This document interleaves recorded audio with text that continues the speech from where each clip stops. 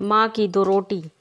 बीवी रसोई घर में थी। पति तेज आवाज़ में बोला, सरिता, आज माँ आ रही है, मैं माँ को स्टेशन लेने जा रहा हूँ। इतना सुनते ही सरिता ने माथा सलवटों से भरकर कहा, ले आओ, मैंने कब मना किया है? तुम्हारी माँ, लाओ या मत लाओ। मेरी माँ क्या तुम्हारी कुछ नहीं लगती? विवेक ने कहा। विवेक सरिता की आंखों से उसके हृदय को पढ़ चुका था। गाड़ी की चाबी उठाकर बोला, देखो सरिता, माँ पिछली बार आंखों में आंसू लेकर गई थी। पूरे 4 साल बाद हमारे पास कुछ दिनों के लिए आ रही है। मैं चाहता हूँ सब हंसी खुशी रहें। पिछली बार जैसा कुछ नहीं होना चाहिए।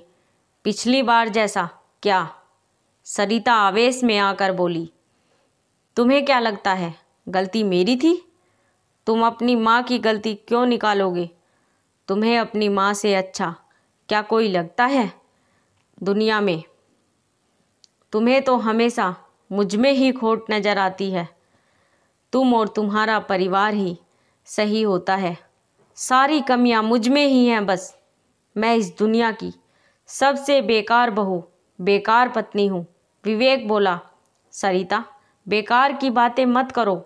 मैं बस यही कह रहा हूँ, जितने दिन भी माँ यहाँ रही, सभी लोग उनसे अच्छे से पेश आएं, उनके पास बैठें, उन्हें समय दें।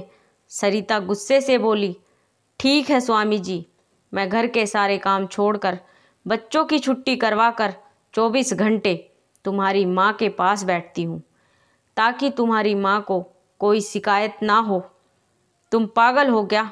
विवेक ने कहा। जो मैं समझाना चाह रहा हूँ तुम समझना ही नहीं चाहती। सरिता फिर बोली, मैं सब समझ रही हूँ, तुम जो समझाना चाहते हो। पिछली बार तुमने सारा लेक्चर मुझे ही दिया था, अपनी माँ को कुछ नहीं कहा। तुम हमारी परवाह ही कब करते हो?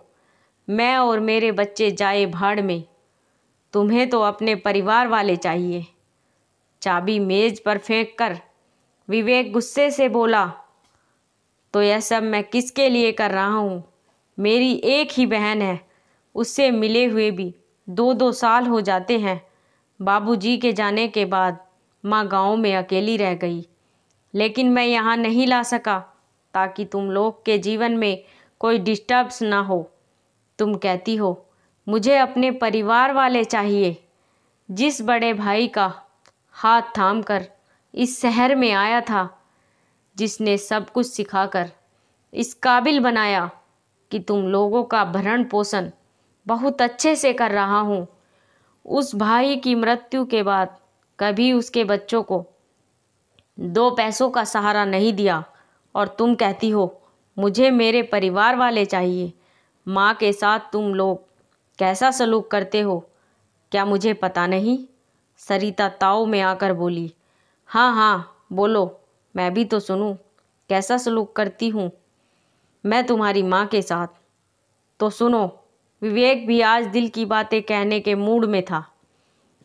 अछूतों जैसा व्यवहार, बच्चों को पास न जाने देना, माँ को यहाँ आकर भी अपनी 2 रोटियाँ खुद ही बनानी पड़ती हैं, तो धिक्कार है ऐसी औलाद होने पर।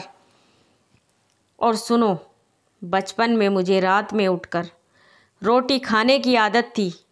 उसमें कभी ऐसा नहीं हुआ कि मैं रात में उठा और मुझे रोटी नहीं मिली।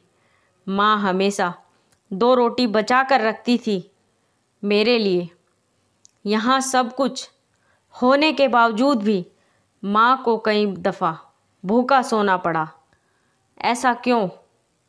सरिता बोली, मैंने कभी नहीं कहा तुम्हारी माँ को रोटी बनाने के लिए। मेरा दोष बताओ। विवेक बोला, इसमें तुम लोगों का दोष नहीं है, बल्कि मैं ही अपनी माँ का लायक बेटा नहीं बन पाया। ये जो आज हमारे पास घर, गाड़ी, स्टेटस है, जिसकी तुम मालकिन बनी बैठी हो, ये उसी माँ के आशीर्वाद से है। मेरी माँ के आते ही तुम्हारी बीमारियाँ शुरू हो जाती हैं। मैं चुप इसलिए रहता हूँ कि घर का माहौल खराब ना हो। सरिता, आज पहली और अंतिम बार तुम्हें बता रहा हूँ, अगर इस बार माँ को कुछ भी दिक्कत हुई तो तुम विवेक का वो रूप देखोगी जिसे तुमने आज तक नहीं देखा।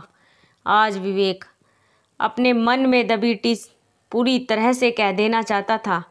विवेक का पहली बार ऐसा रूप देखकर सरिता ने अब चुप्पी साध ली थी। माँ वहीं दरवाजे के पास खड़ी पहली बार अपने बेटे विवेक को अपने लिए जिरह करती हुई सुन रही थी।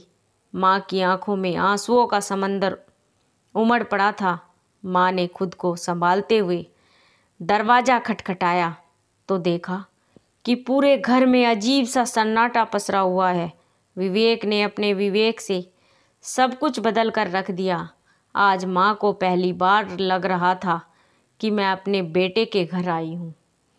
आशा करती हूँ कि यह कहानी आपको पसंद आई होगी। आपकी क्या राय है हमें कमेंट करके ज़रूर बताएं। कहानी पसंद आई हो तो चैनल को लाइक और शेयर करना ना भूलें। चैनल पर नए हो तो चैनल को सब्सक्राइब ज़रूर कीजिए। कहानी सुनने के लिए आपका बहुत बहुत धन्यवाद।